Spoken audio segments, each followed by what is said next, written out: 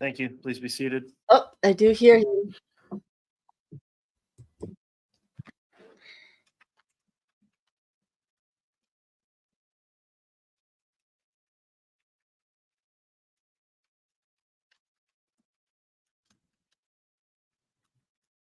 Okay, I heard them say. All right. Good morning, everyone. We're on the record on case CR 22-21-1623, State of Idaho versus Chad Daybell. We're continuing with evidence on the state's case in chief. Wait, there's We no had cameras. Witness that concluded at the end of the week last week, and the state's going to be calling a new witness this morning. What are they I'll note doing? that the jurors have all returned today, all 18, including the alternates, whoever those will be. And everyone has also completed their juror affirmation, so we don't have any issues there. I'll note the defendants present along with counsel for the defendant, Mr. Okay, Pryor. so it's not me, State's right? Because I'm checking also all the present with feeds in the four the. prosecutors handling this. Is the state ready to proceed at this time this morning, Mr. Wood? Here we go. Okay. Yes, Your Honor. Well, Is the defense ready to partially. proceed? Yes, Your Honor. All right, thank I'm you. gonna And mute. relates It to is what the it is, state's, people. Request this morning on cameras. The court's taking care of that. So, Mr. Wood, your witness will be able to come in and be sworn here shortly. We'll have the jurors brought back in if the parties are ready to proceed. Any questions about that? No, thank you, Your Honor. Okay. Mr. Bailiff, please, let's have the jurors brought in then.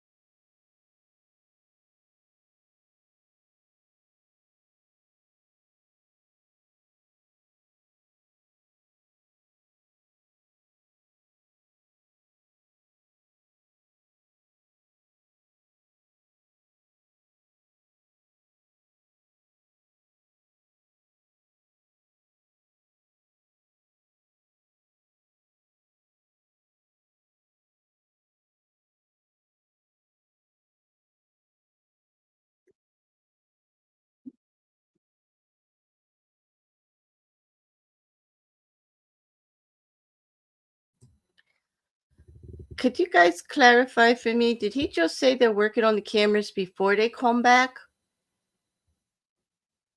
Like, there's somebody in the chat. Like, I'm not sure. I thought that they were going to bring the witness. They're just getting the jury, right? And they're going to do the witness.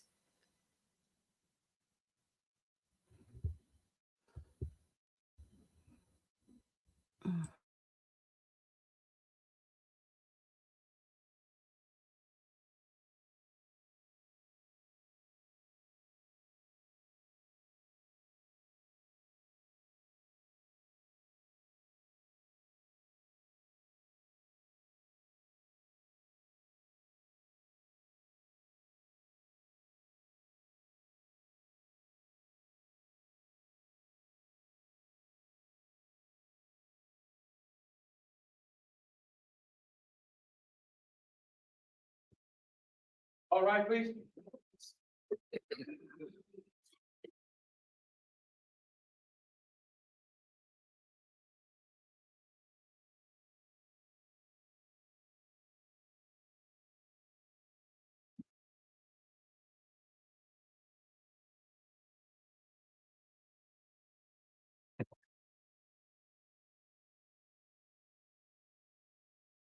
Please offer to the counter for your honor.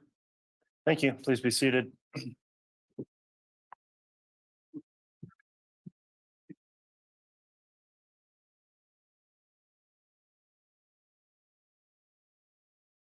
All right, ladies and gentlemen of the jury, thank you for returning. We are on case CR 2221-1623, State of Idaho versus Chad Daybell.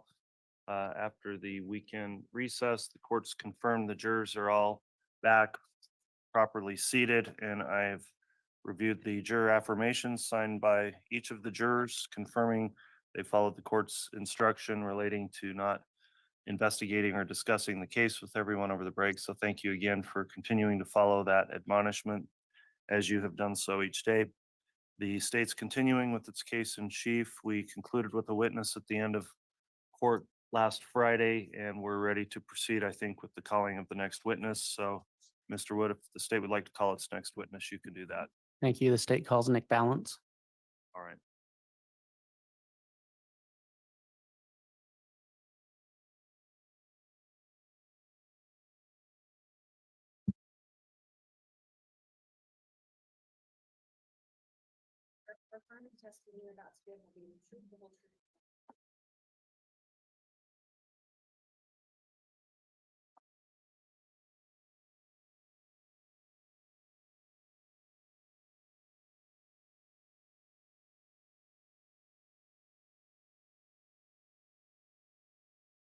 Thank you. All right, before we commence, Mr. Wood, first I want to confirm our cameras.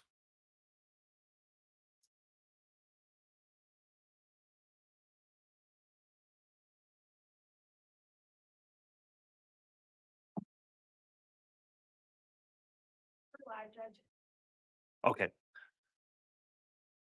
I believe it's agent balance, is that correct? Yes, sir. Correct. All right, agent balance, there's an exclusionary order in this case, so I'm just going to inquire before you start with testimony, whether or not you have watched or viewed any of the trial testimony since it's been live streamed as well as open to the public here in court. Have you seen or observed in any way any of the trial testimony before testifying today?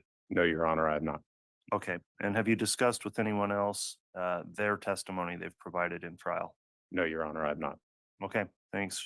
Mr. Wood, then you can go ahead and inquire on direct. Thank you, Your Honor. And before I inquire, there are several exhibits in this case that have been stipulated to. Mr. Balance will be testifying to a lot of telephone and cellular data. And for purposes of keeping the record clean about what's in evidence, I do have 11 business record affidavits. I believe they all come in by way of stipulation. I don't know how the court wants me to, I can read off the exhibit number and the company to which it pertains. However, the court would like me to do that. Okay. But I would like to have them on the record. I agree. They need to be individually entered into or admitted on the record. So if you'd like to just go through each, and I'll inquire on the defense whether or not they agree that there's a stipulation and no objection. So if you would want to just go through those, I know that might take a moment here, but we need to do that to keep the record clear. So you can just start off with whichever one you want to move for admission of first. All right, and I would note that I gave a courtesy copy to the court and counsel last week of each of these. Okay. So State's Exhibit 125 is a business record affidavit for T-Mobile Metro. All right, Mr. Pryor, on Exhibit 125, will the defense have any objection to its admission? It's a stipulated exhibit, Judge. All right, so that's a no. 125 is admitted. Mr. Pryor, I'm sorry, Mr. Wood. State's Exhibit 126 is a Verizon business records affidavit. All right, any objection on 126? Again, Judge, it's a stipulated exhibit. All right, 126 is admitted. On what's your next one, Mr. Wood? 127, another Verizon business records affidavit. All right, is that admitted by stipulation, Mr. Pryor? Yes, Your Honor. 127 is admitted. 128, another Verizon business records affidavit. All right, will that be admitted by stipulation, Mr. Pryor? Yes, Your Honor. 128 is admitted. State's Exhibit 129, Verizon business records affidavit. Is 129 admitted by stipulation? Yes, Your Honor. Okay, 129 is admitted. 130, Verizon business records affidavit. Is 130 admitted by stipulation, Mr. Pryor? Yes, Judge. Thank you. Mr. Wood? 131 Verizon Business Records Affidavit. Is 131 admitted by stipulation? Yes, Judge. All right, 131 is admitted. 132 Verizon Business Records Affidavit. Is 132 admitted by stipulation, Mr. Pryor? Yes, Judge. 132 is admitted. 133 Verizon Business Records Affidavit. Is 133 also admitted by stipulation, Mr. Pryor? Yes, Judge. All right, 133 is admitted. 134 Verizon Business Record Affidavit. Is 134 also part of your stipulation, Mr. Pryor? Yes, Judge. All right, 134 is admitted. And the last one, 135, is an AT&T Business Records Affidavit. All right, is Exhibit 135 admitted by stipulation, Mr. Pryor? Yes, Your Honor. Very well. Each of those exhibits then, the court concludes have been reviewed by the defense without objection. They're all admitted and part of the record. You can proceed then, Mr. Wood. Thank you.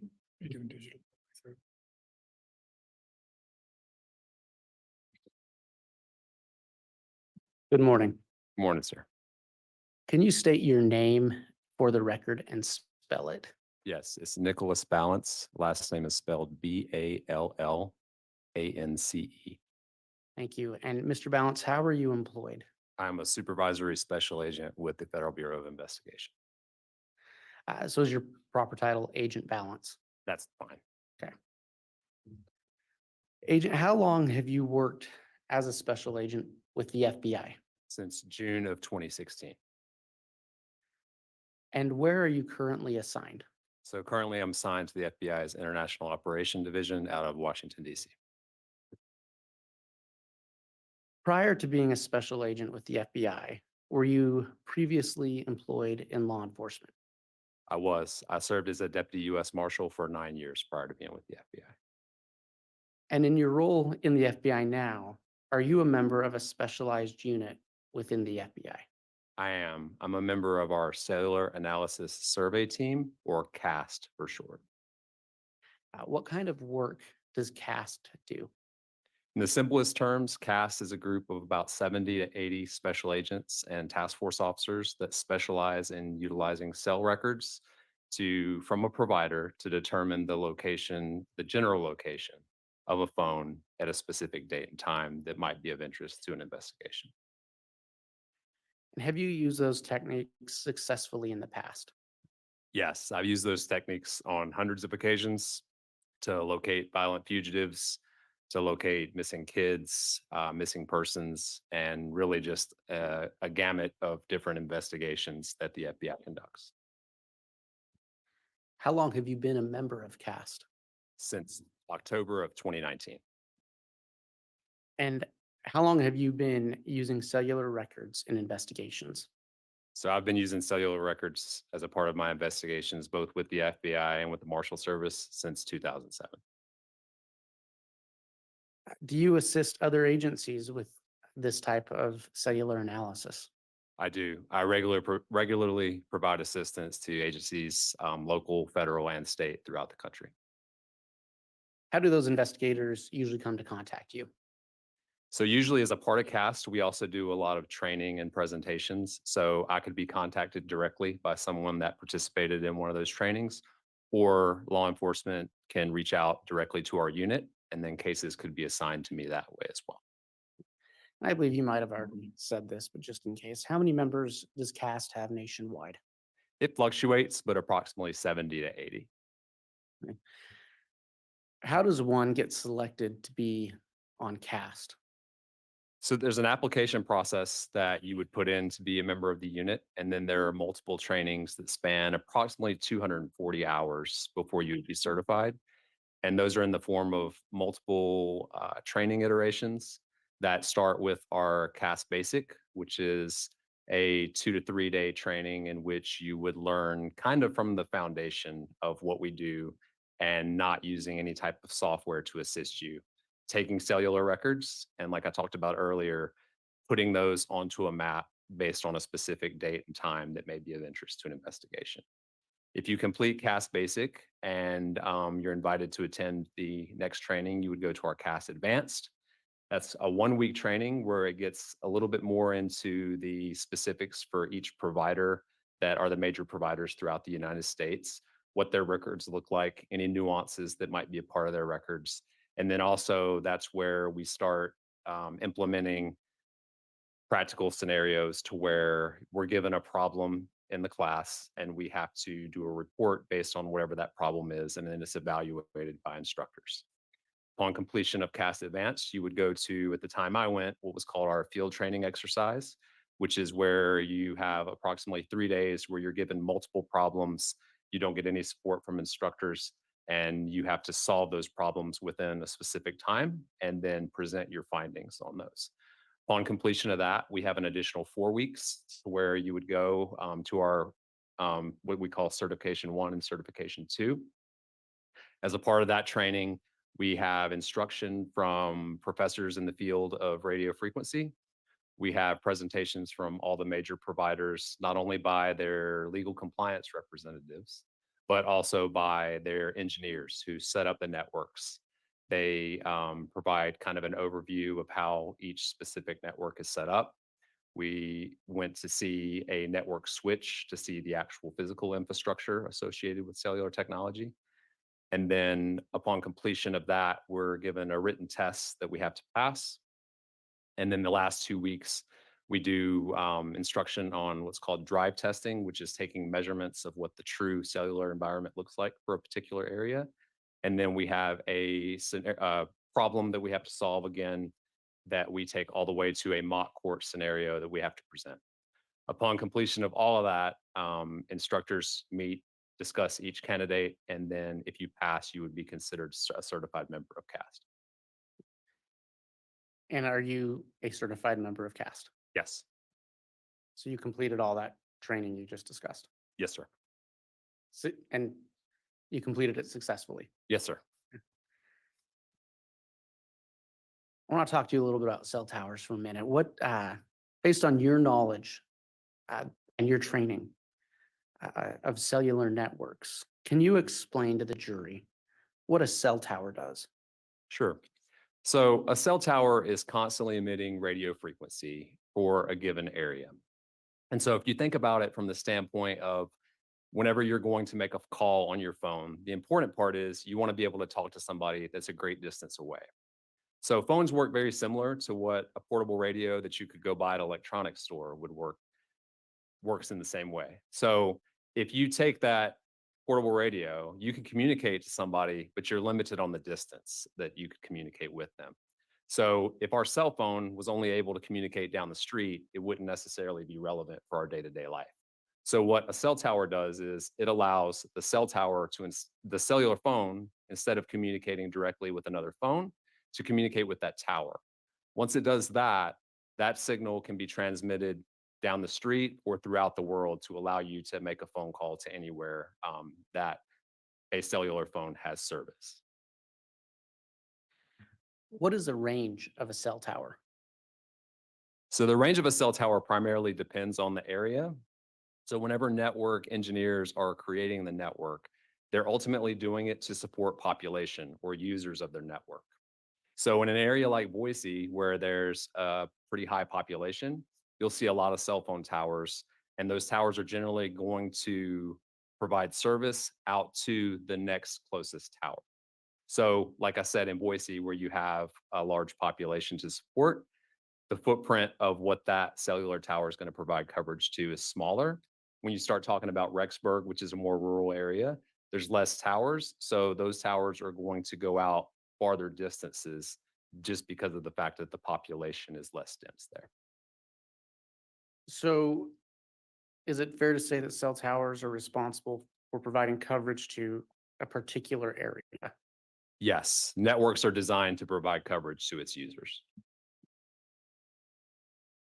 And can you explain what a sector of a tower is? Yes, so a traditional cell phone tower, if you're looking at it from the top and think of it as that radio frequency is going out in all directions almost as a circle. So to optimize their network, that tower is divided into 3 different sectors. So again, if you think about that circle and cutting it into a pie of 3 equal pieces, that's what a sector represents. So there's antennas on that tower that basically provide coverage to 120 degrees away from that tower. So if you think about that circle being 360 degrees, divide that by 3, that gives you the 3 equal sectors that cover approximately 120 degrees of that circle. And can you briefly summarize for the jury how a cell phone engages with a cell tower? Yes. So your cell phone, even in your pocket when you're not talking on it, is constantly scanning the environment to look for which tower and sector are providing the strongest signal. So that way, if you do need to make a call or receive a text message, your phone is already aware of what tower and sector it's going to utilize for that interaction. Okay. And how does a phone determine, or how is it determined what tower a cell phone connects with? So the phone is making that decision. And that's probably the most important part to remember that. The phone, whenever it's scanning and it's looking at the cellular environment that it's in, it's keeping a list of what that strongest tower is at any given time. So the cell phone selects the strongest tower and sector to begin an interaction with the network for whatever it is, be a voice call, email, whatever that might be. And will that strongest tower always be the closest tower? It can be, but also there could be obstructions in the way that it might choose a cellular tower that's a little bit farther away. So it's going to choose the strongest signal, not necessarily the closest. Do cellular companies record the activity of each of their customers? They do. So if you think about, maybe 15 years ago, whenever you got a cell phone bill, and not only did it include the amount that you owed the provider, you also had a list of all the different calls that were made on that specific account. So whenever you're looking at the recordings of what a cellular provider keeps on the specific account, that's what we're talking about. So that could be the date and time, the duration of a specific event, the direction, whether you received an inbound or outbound call, and that's on your call detail record. The difference with the records that what law enforcement look at is it also includes columns for location information. So what that includes is the tower and sector that was utilized for a specific interaction that you had with the provider. And I think you used the phrase call detail records. Yes. Is that the phrase usually associated with the records that the cellular companies keep? It is, yes. What pieces of, you kind of went over this, but what pieces of information are typically found in a call detail record?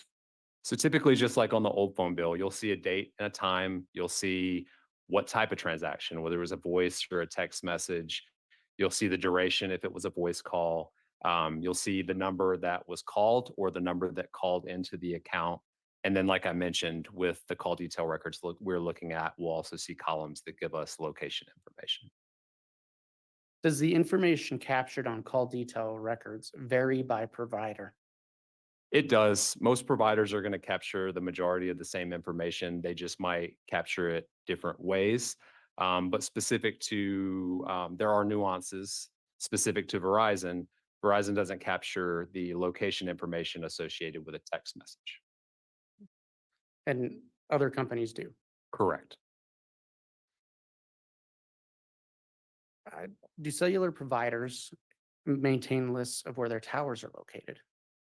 They do. So each cellular provider has, by latitude and longitude location, every single tower that they have throughout the territory that they cover.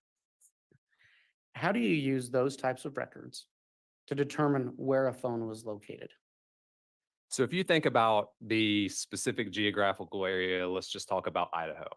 So if you look at a cellular provider's tower records for Idaho, I can take those records and place them on a map for the significant area that we're looking at. So again, let's just say for the state of Idaho.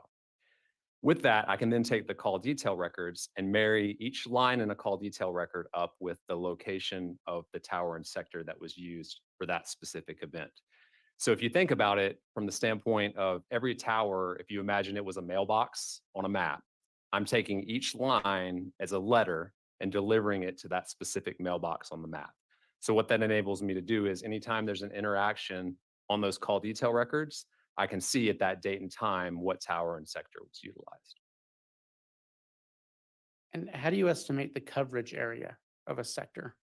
So that goes back to, again, talking about looking at the population density is usually a good estimate, because whenever you see an area like Boise, the coverage area of a tower and sector is usually going to go out to the next tower and sector because they want to provide overlapping coverage to their customers. Again, I'll use a few analogies when I explain this, but if you think about in your yard, if you have a sprinkler system and a sprinkler head's only going out a couple feet, and then there's nothing hitting the grass for another 10 feet to your next sprinkler, you're going to have dead grass, just like you're going to have dead areas in cell service. Because of that, engineers, in order to optimize their network, provide overlapping coverage. So each tower is going to have overlapping coverage with the tower next to it. Is there a way to determine the actual coverage area of a sector versus how you just described? Yes. So we can do what's called a drive test, which is I briefly mentioned as a part of our certification process. And what this is we take equipment that has sensors and antennas, and we can place it. It's a portable unit that we can place into a car. And then we, in essence, like the name says, drive an area. And as we're driving, it's taking hundreds of measurements a minute of the location of where the drive test equipment is and what the cellular signal that it sees at any given time. So if you go to a specific area and drive basically every road, every area that you can get to, then what we can do is we can take all of that data, put it onto a map, and see what the true coverage of a tower and sector is versus what these estimates that I mentioned are.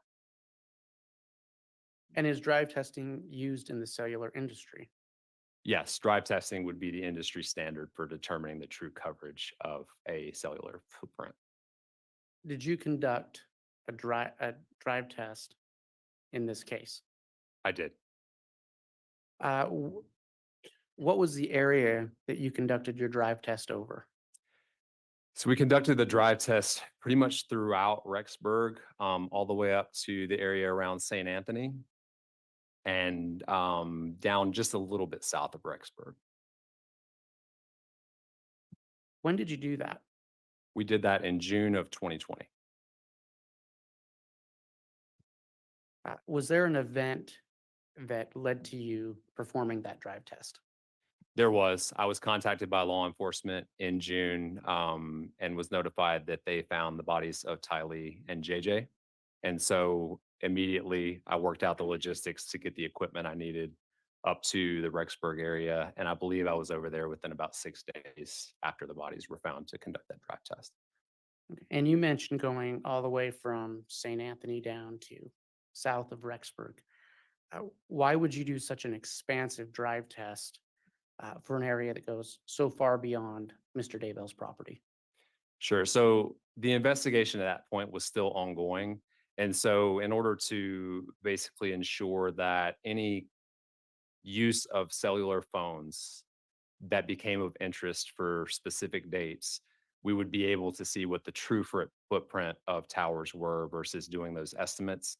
So basically just because of the case itself and there was continuing investigation, that's why I chose to do a larger area.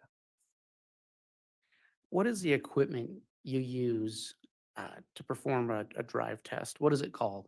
It's called a Gladiator Autonomous Receiver, or GAR for short. And can anyone go to Walmart and pick up a GAR? No. So when I talked about doing a drive test, the GAR is kind of it's a multiple component device. What that means is it not only includes the sensors, antennas associated with getting the readings of the cellular signal, it also includes a computer. It also includes the software that the FBI utilizes to get those raw measurements and get them all the way to a map so that we can utilize it as a part of an investigation. Okay, so it has, just to make sure everyone understands, a physical and a software component. Yes, the company provides a physical and a software component. And you mentioned scanners in that equipment. Are the scanners within the GAR restricted to law enforcement? No, they are not. The GAR unit itself, is that restricted to law enforcement? Yes. So the company that sells the GAR Gladiator, at least the last time I checked, they only sold to law enforcement. And you testified that you conducted this test in June of 2019? In June of 2020. June of 2020, I apologize. Thank you.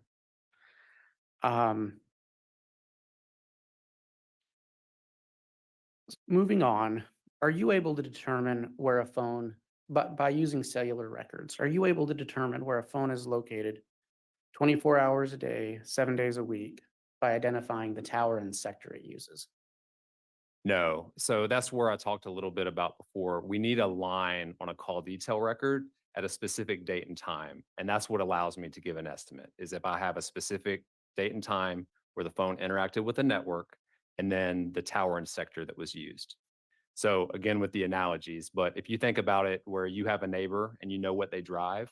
So if you look out the window at 9:01 in the morning and you see their car in the driveway, and then you go about your business and you go back 30 minutes later and the car is still in the driveway, you can't say what that car was doing for that time whenever you weren't looking out the window.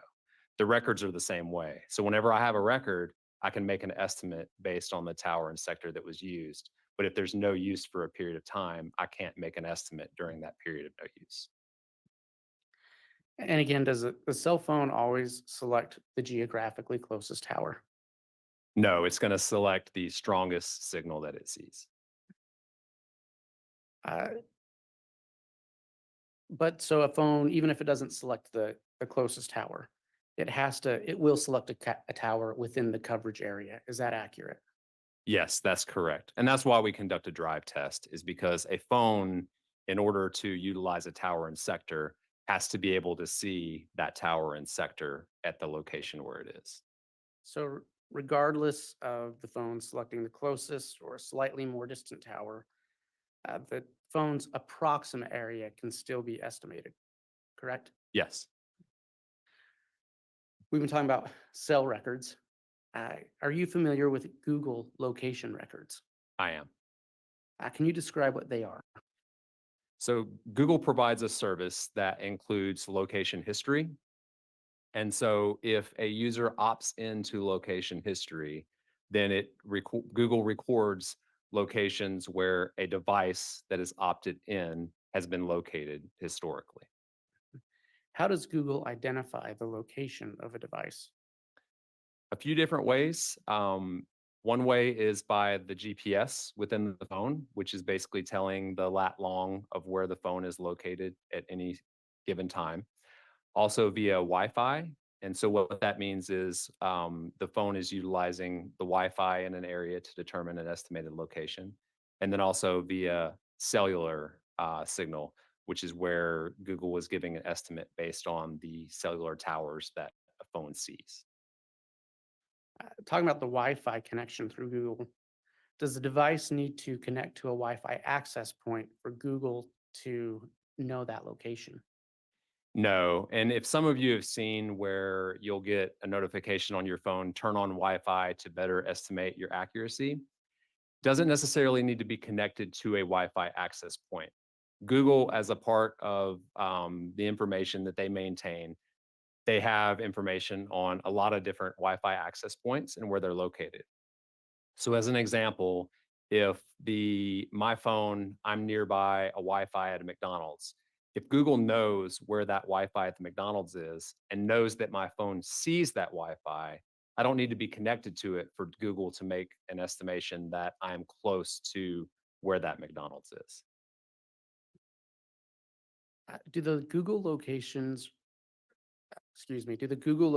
records reflect information on the accuracy of their records? Yes. So Google provides a margin of error associated with each line in their location record. Have you used Google location information as part of investigations in the past? I have. I've used it to locate devices on numerous occasions in the past. Speaking to both cellular records and Google location records, are you able to pinpoint the exact location of a phone? No, my estimate is based on the records that I'm reviewing, and depending on what those records are, that's going to affect how precise I can say on my estimate of a general location of a phone. And are you able to pinpoint the exact location of a person with cellular records? No, I'm looking primarily at devices that are reporting to different providers, not specifically a person. I think that's a common mistake. Whenever I'm evaluating records, I'm attempting to locate where the phone was.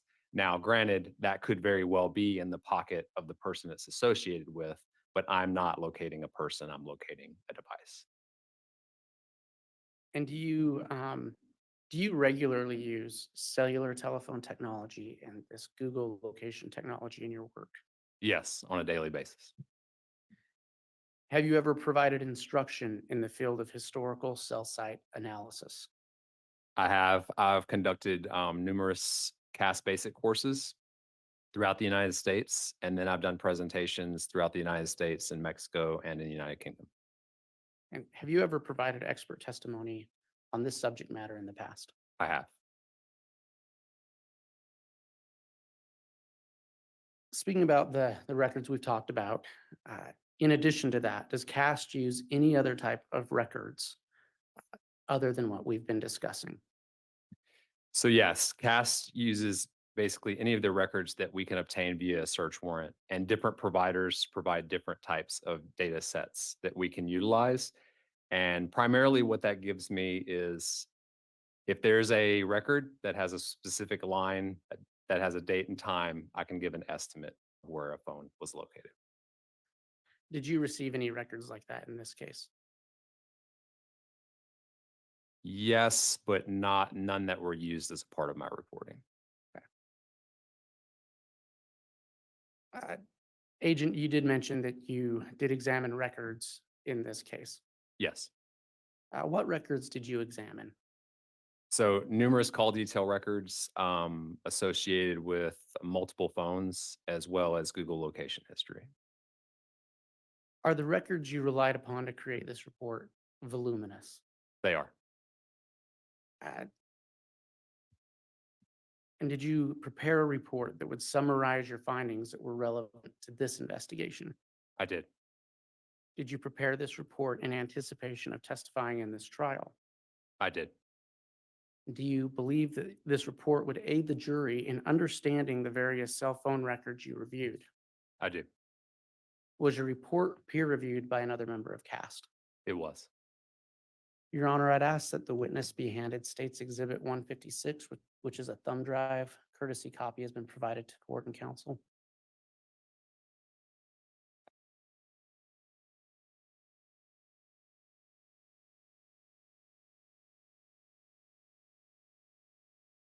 Agent Balance, do you recognize State's Exhibit 156? I do. What is it? It's a USB drive that I initialed that contained a copy of my report. And have you reviewed the content of that thumb drive? I have. And is that a true and accurate representation of the report you prepared? Yes, it is. Your Honor, based on the witness's testimony and pursuant to Rule 1006 of the Idaho Rules of Evidence, we ask that this report be admitted into evidence as a summary exhibit. Any objection, Mr. Pryor? Judge, there won't be an objection, but I do need to have a sidebar with counsel in the court prior to proceeding. Okay, let's go ahead and take up a sidebar, the request of defense for a moment, Mr. Wood.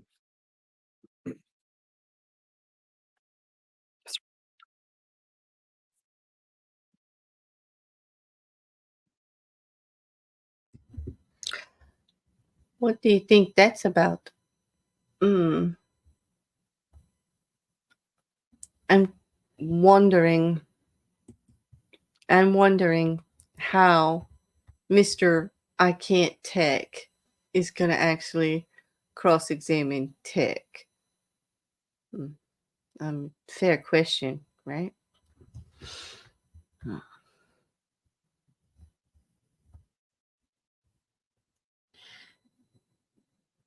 I'm thinking he's also going to argue that they technically can't confirm who's using the phone. True.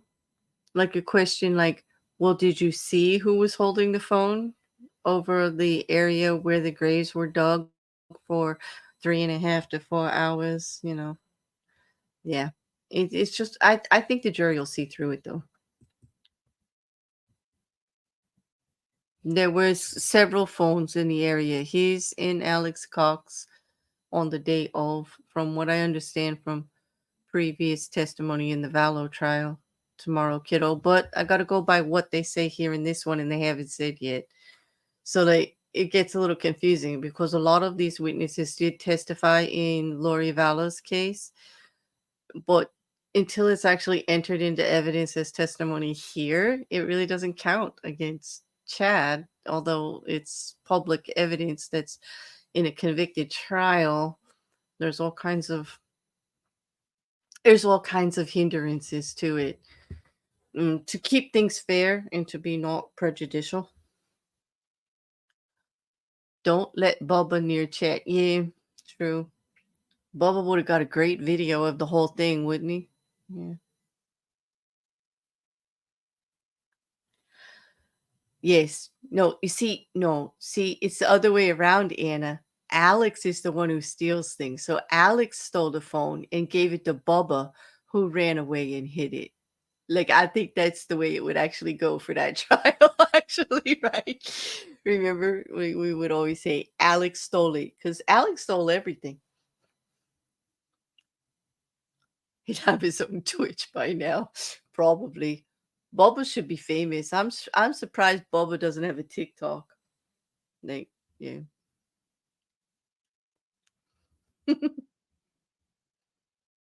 Yeah. Does anybody know? Oh, it was BAL, 1L, Anna. Thank you so much for answering me because I have like 2 in the description and I don't want to leave it like that if it's not right. And I do believe he said Nick, right? Not Rick, like Nick with an N. Like, I'm hoping. I don't know.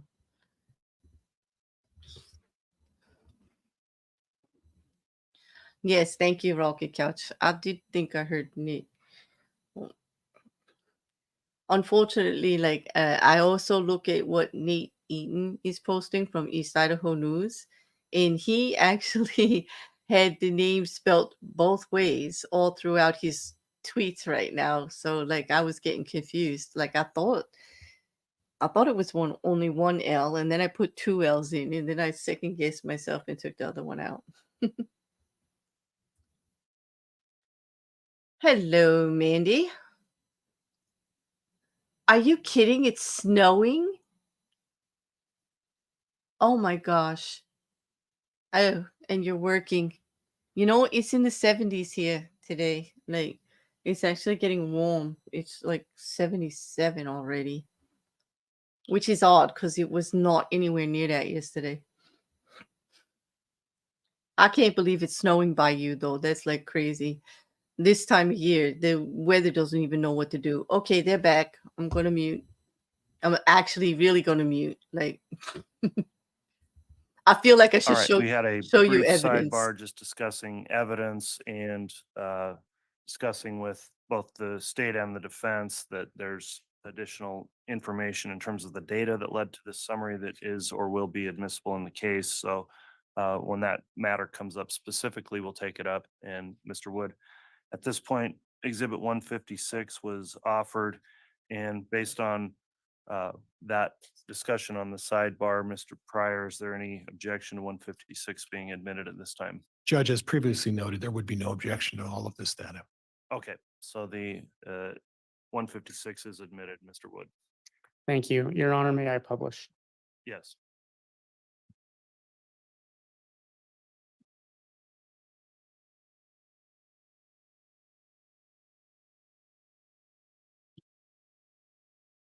And I'll be doing that through HDMI.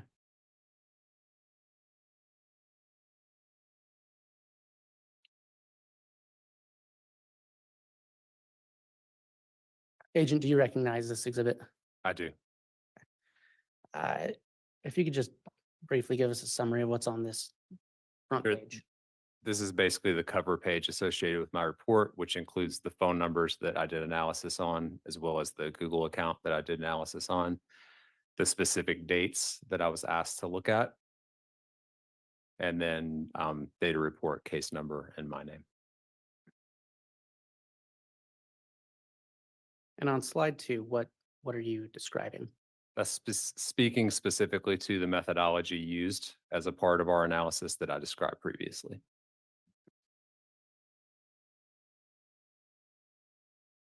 And slide 3. The same thing, just specific to the Google location history. So in preparing this report, just to be clear, you relied on cellular records like we talked about, meaning that the records of phones interacting with cell towers. Is that Correct. fair? And then on Google location data. Relied upon records we received from Google associated with the homerjmaximus@gmail account. And through your investigation, we'll get to that in a minute. Tell us about slide 4. So this is whenever I spoke to earlier about cellular towers and their locations kind of following what population looks like. So as you can see in Boise, the population is higher, and you're going to see the towers are much more dense. And as you go out into the rural areas of Idaho, you see that those towers are farther apart, and they're going to provide coverage to much larger footprint.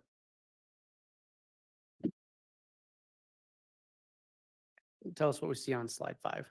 This is just an example of what cellular towers can look like. So the traditional tower, kind of the second from the left, as well as providers' attempts to hide the towers to be more aesthetically pleasing via a cactus or a tree.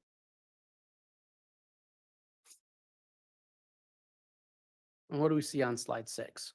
So on the left, you'll see a traditional cell phone tower that's divided into the 3 different sectors that I talked about earlier. So you can see the sets of antenna are facing 3 different directions. Then over to the right, when I talked about that circle, this is looking over top of a cellular tower, and you can see the 3 different sectors divided into equal pieces. You can also see at the top where there's a 0, it's a little bit smaller, harder to see, but that 0 starts there and just like a compass goes all the way around to 359 degrees.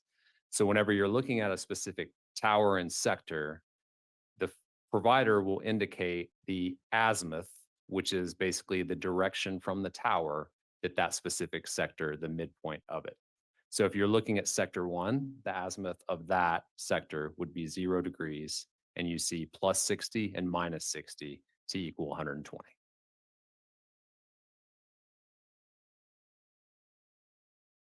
A lot of information on this slide. What are we looking at?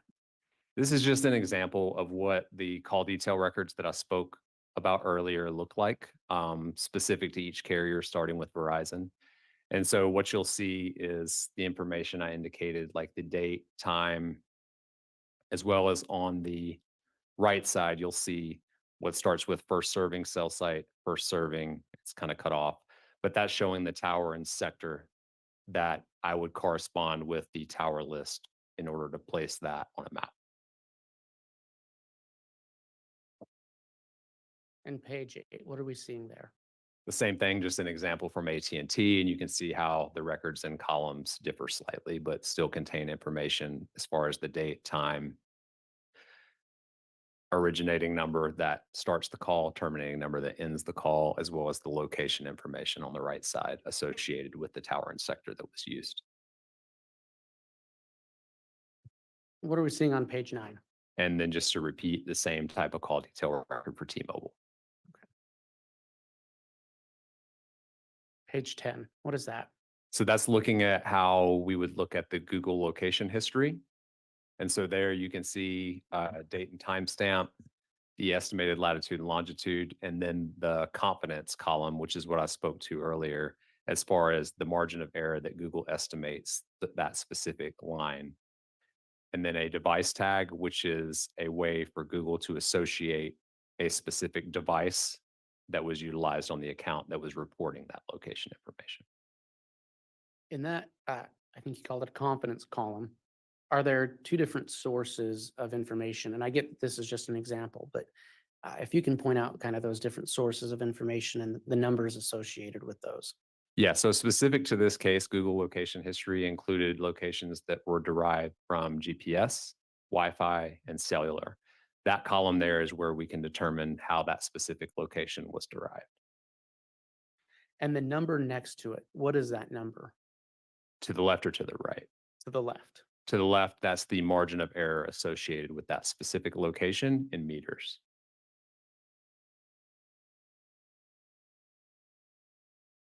What are we seeing on slide 11? So whenever you get into my report, those lines that are from a call detail record, I represent with basically a call information box so that that way you can see the specific location that's mapped, what that record indicated for date, time, direction of the call, type of call, and then the azimuth or direction from that tower that that interaction occurred, as well as any associated number for if it's a call or a text message.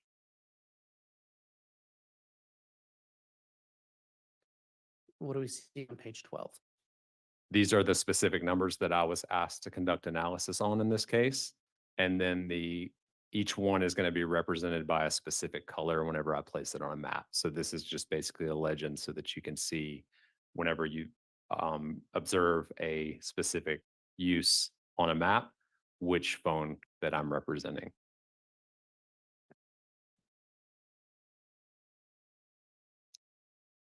And what are we seeing on page 13? This is an example of the drive test data that I spoke about. So after we conduct that drive test and then place that information onto a map, this is how it would look. So on the left side, you see one tower and sector and the coverage area of that tower and sector. The dark green is the dominant area of coverage. And then the lighter green is just the coverage area. So what that means is if the phone is within that darker green, it would likely select that tower and sector in order to have an interaction, but it could also be anywhere in that lighter green and still see that specific tower and sector. Then on the right, you're seeing two different towers and sectors, one at the top right represented in red, and the tower and sector at the bottom right coverage area represented in yellow. And then you can see the orange area is where there's overlapping coverage between those two towers and sectors.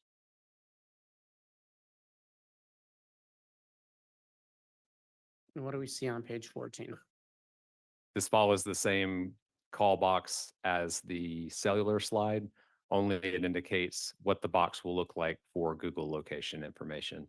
I've also got at the bottom right, because with Google location, there could be numerous locations recorded in a matter of minutes. So instead of, in essence, putting a lot of stuff onto a map that doesn't allow you to see what's going on, I've added a summary location or a Google geolocation summary box so you can see how many locations were recorded in a specific amount of time. You can also see on the left side the Wi-Fi or GPS. That's the icon that'll be represented whenever a Google location is derived from one of those two events. And then also where applicable, the margin of error will be that yellow circle, which will show a representation of what that margin of error looked like from the record.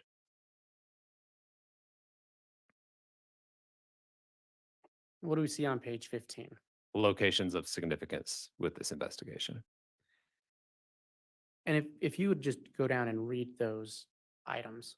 Sure. So the burn pit location, which is on Mr. Daybell's property, Tylee Ryan body location, which was on Mr. Daybell's property, and same thing for JJ Vallow, Chad Daybell's residence, Lori Vallow's residence, Alex Cox's residence, the location of the Salem Church, location of a Holiday Inn Express in Springville, Utah, Evergreen Cemetery in Springville, Utah, a Walmart located in Rexburg, Wireless Revolution, which is also located in Rexburg, a store that is associated with cell phones and AT&T, Brigham Young University Library in Rexburg, Sportsman's Warehouse down in Idaho Falls, and then a Marriott residence in Kansas City, Missouri.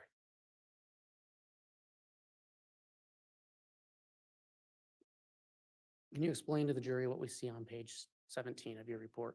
Sure. So this is an overview of Rexburg and the surrounding area.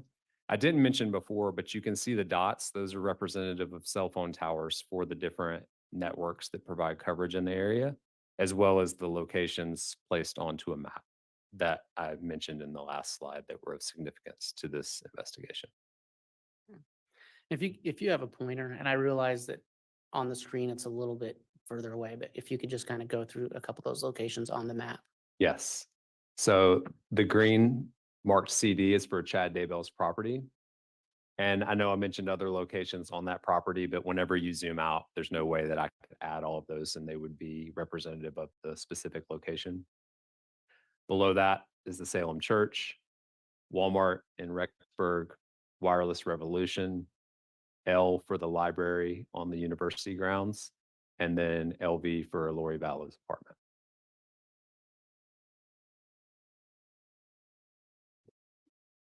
And on page 18, what do we see?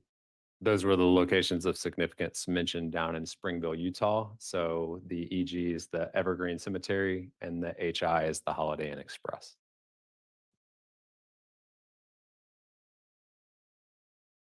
So, Agent, were you asked to look at a couple of or some specific dates as part of your investigation? I was. We just saw a slide that said September 9th. Was your involvement in this investigation concurrent with other investigators working on this case? It was. And what was significant about the date September 9th to you? So based on conversations that I'd had with investigators, they had determined that September 8th was likely the last time that Tylee Ryan was photographed alive. Okay, thank you. So slide 20, if you can walk the jury through what we're seeing here and where it's at. Yeah, so I'll be a little bit more specific in this one because the majority of my slides are going to follow this same format.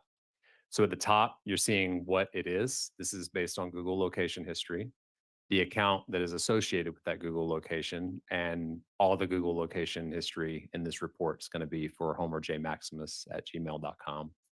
And then you're seeing basically the bookends of what this slide represents. And by that, I mean, we're looking at September 9th for any locations between 12 a.m. and 5 o'clock a.m. Also, with all of my analysis of the Google location history, I looked at Google locations that were 100 meters or less in margin of error. So then we see, Agent, if I can stop you there, why did you pick 100 meters or less? just to ensure that whenever you look at Google location, you can see margin of errors that can be extremely wide in the thousands of meters. So we did that to basically look at the more precise locations from the reporting. So is it fair to say you did that in an effort to be more accurate? The locations that are larger margin of error are accurate, but it helps us to basically look at a specific device and where it's located. When you start getting extremely large margins of error, I wouldn't be able to differentiate whether a device was in this slide at reporting from Alex Cox's residence or Lori Vallow's residence. So 100 meters was basically just the line that I set as far as what precision we were looking at. And when we speak about the Homer J. Maximus at Gmail account, that has been brought up before, but can you remind the jury who that account is associated with? With Alex Cox. All right. So you've taken us through the heading. Can you walk us through the rest of the slide? Yeah, so you'll see two different locations that both are reported via GPS. And so on the top left, if you can see the pointer, we're looking at 2:42 and 2 seconds, 2:42 and 11 seconds, and 3:37 and 22 seconds. Google location consistent with being just west of Lori Vallow's apartment. And then there's movement between 3:37 and 4:37, where at 4:37, it's now reporting pointer, consistent with being at Alex Cox's apartment. And so just to verify the time here, we're talking about 2:42 a.m. September 9th. Correct. And just to make sure we're interpreting the data correctly, what this shows is that Alex Cox's Judge, I'm going to object at this point. There seems to be some leading. Sustained. Your Honor, may I briefly argue? Just ask another non-leading question, please, Mr. Wood. Thank you. So the yellow dots are associated with locations of, what are those associated with? So those are associated with a Google location of Alex Cox's device. And if, just to briefly summarize, on what times are Alex Cox's device located near Lori Vallow's residence? At 2:42 in the morning and then at 3:37 in the morning. And then after that, where does his device appear to go? So there are no records that I found of 100 meters or less between 3:37 and 4:37. At 4:37, the Google location is consistent with being at Alex Cox's residence.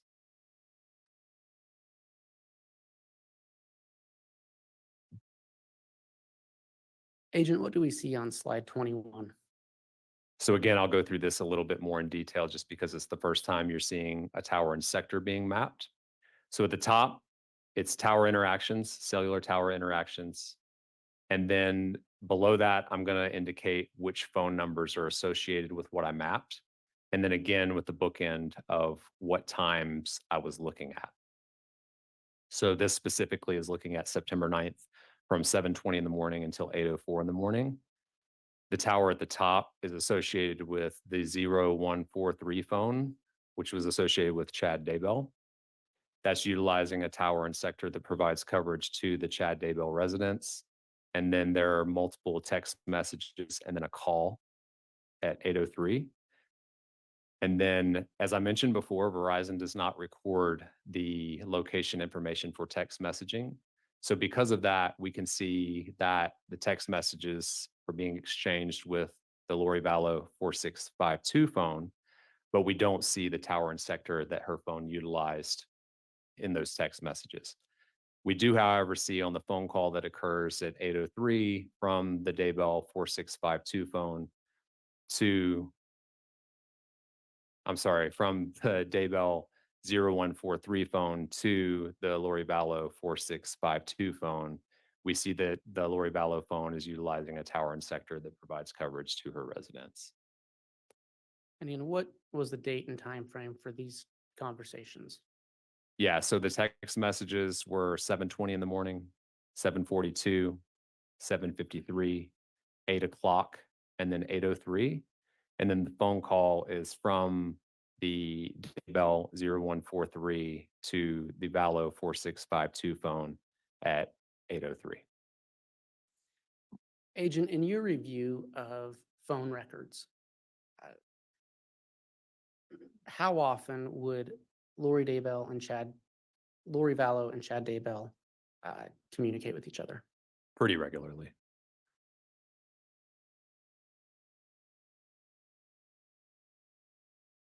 So slide 22, wow, what are we seeing there? Okay, so this is a different phone associated with Chad Daybell ending 9374. This is on the Verizon network, and it's utilizing a tower and sector that provides coverage to the Daybell residents to make an outbound call to a phone associated with Alex Cox ending in 9120.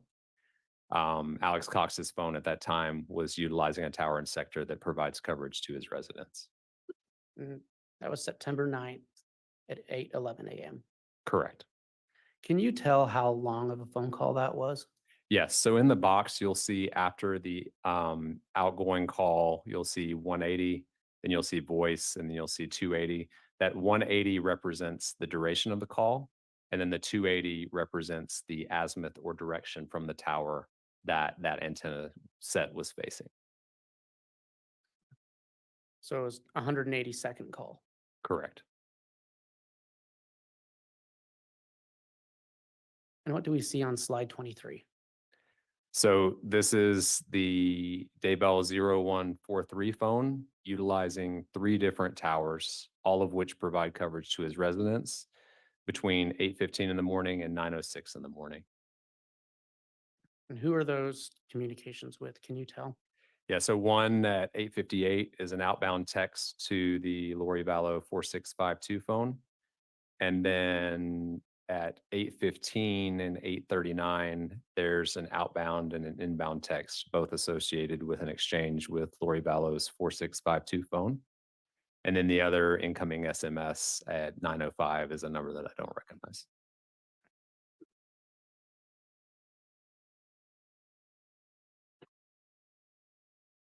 Agent, what are we seeing on slide 24? This is showing from the previous slide, the 3 towers that were utilized and the true coverage area obtained via the drive test. And so what you can see is there's coverage represented by red on the top right. The next one over to the left is in green, and the bottom left is in yellow. But the orange color represents a overlapping coverage area. So usually that's significant as a part of my analysis, because if a phone utilizes multiple towers in close proximity in time, I can estimate that that phone needs to be or has to be within that overlapping coverage area, depending on how far apart in time they were, or at least close to that overlapping coverage area. So if we go back a slide and where I'm pointing the mouse, are those different towers that are being utilized by Chad Daybell's phone? Yes. So if you're looking starting on the right at 8:39 in the morning, it utilizes the tower in St. Anthony, 8:58, the tower in Parker, and then 9:05, the tower to the far southwest. So within that 26-minute window, you're looking at the phone would need to be near those overlapping coverage areas. Otherwise, you would have to, in essence, be in one coverage area and move to another one in order to get service from that particular tower and sector. And so again, slide 24 is a map of that coverage area. Correct.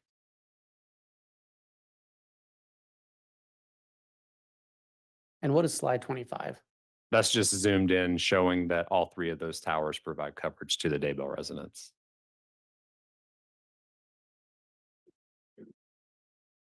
Agent, what do we see in slide 26? So here we're seeing Google location history associated with one of Alex Cox's devices, indicating that at 8:49 in the morning, it's consistent with being down in the area of his apartment. And by 9:15, it's consistent with being just south of Chad Daybell's property, And can you point those locations out to the jury for sure. and the times associated with those locations? So that's the Google location at 8:49 and 19 on the bottom left of the screen. And then at the top is at 9:15. And what are I should have asked earlier, what are the margins of error associated with those hits? 8 meters at the bottom and then 3 meters at the top, both reporting via GPS.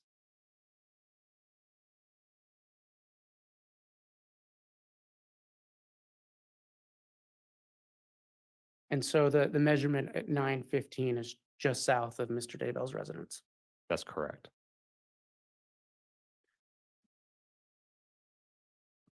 Agent, what do we see on page 27? So here you're seeing Google location history associated with a device reporting from Alex Cox's Gmail account. And you're seeing multiple different locations that were mapped during that time window.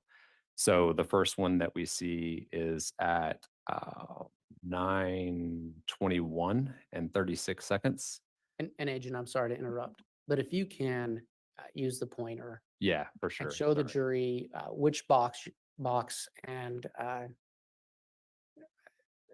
you're pointing to as you go through these. Yep. So at 9:21 and 36 seconds, we see a Google location history reported or data line that shows a margin of error of 6 meters, very close in proximity to the area where Tylee was found. And then we see at 9:22 and 50 seconds, a location over here that is a 3-meter margin of error. And then we see 2 additional at 10:39 and 10:57. The 10:39 has a 43-meter margin of error, which is that larger yellow circle. And then 10:57, we have a 5-meter margin of error, again, in the area where Tylee's body was found. Agent, did you personally go to this property? I did. Was there anything significant to you on the northwest corner where there is the hit at 9:22? Anything significant to you in that area? There's a gate that allows you to access the property via vehicle right there. That's actually how we entered the property with the drive test equipment.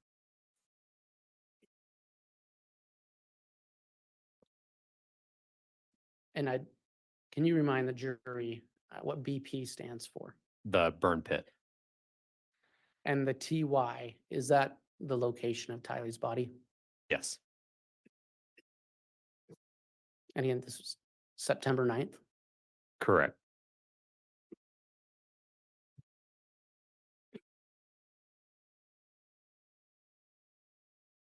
Take a quick break here, Mr. Wood. Yeah.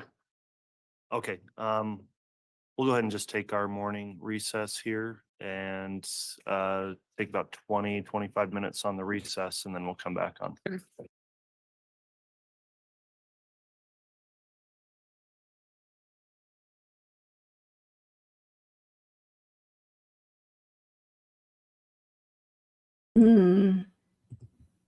Okay, so the new stream is going to redirect you right to it. I'm just going to go and start it early.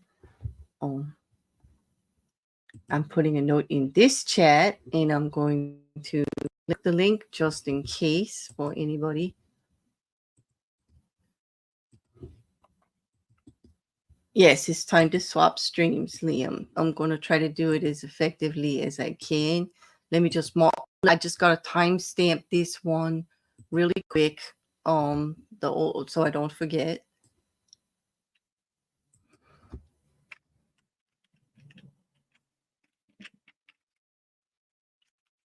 And then we're off. And it will be there. Okay. So I got to save this. And let me just copy all of this. Okay. All right. So it should be right there, and I'll be right there with you guys. It'll say waiting for a minute until I pop in, and then I'll be right there.